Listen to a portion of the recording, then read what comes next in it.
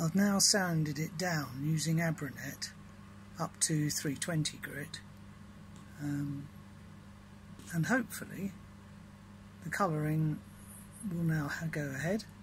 I'm going to seal it first, although it has to take a lot of time apparently for the spirit stains from chestnut to dry, so I'm going to pause it at the moment and we'll carry on in a minute. At this point I'm using a woodcut mini bowl gouge just to shape the general shape of the bowl, and obviously I'm going to start colouring it very shortly. Most of the tools are the Sorby micro tools, which, as I say, were given to my daughter.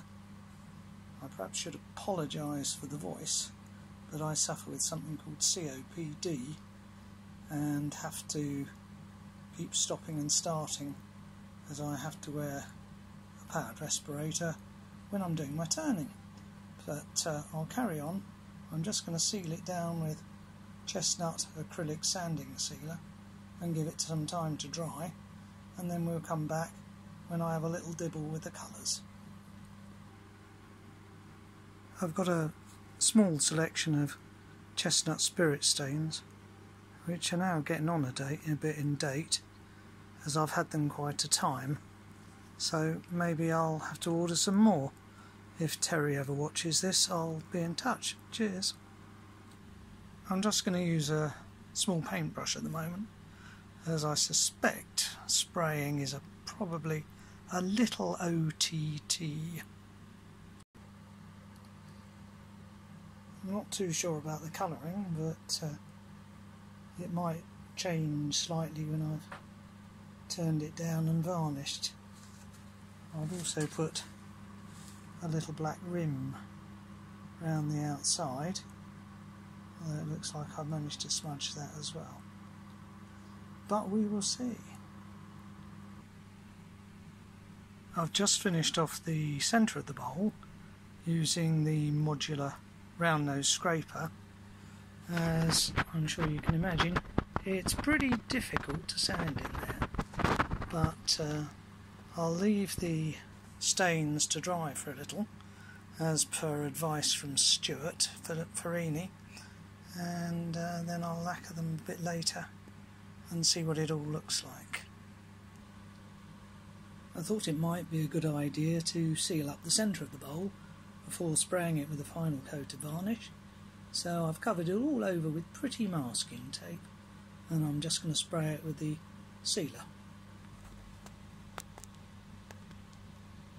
I've just applied a second coat of gloss lacquer, having rubbed down the first coat with a little bit of web wax, and hopefully that should give me quite a nice finish.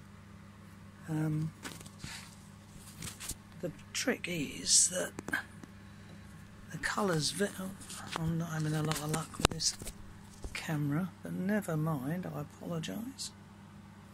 The colours vary as you spin the lathe, so quite interesting. Hopefully. I'm going to pause again. The lacquer now appears to be dry, so I'm going to just part it off from the block on the lathe using the micro tool parting tool.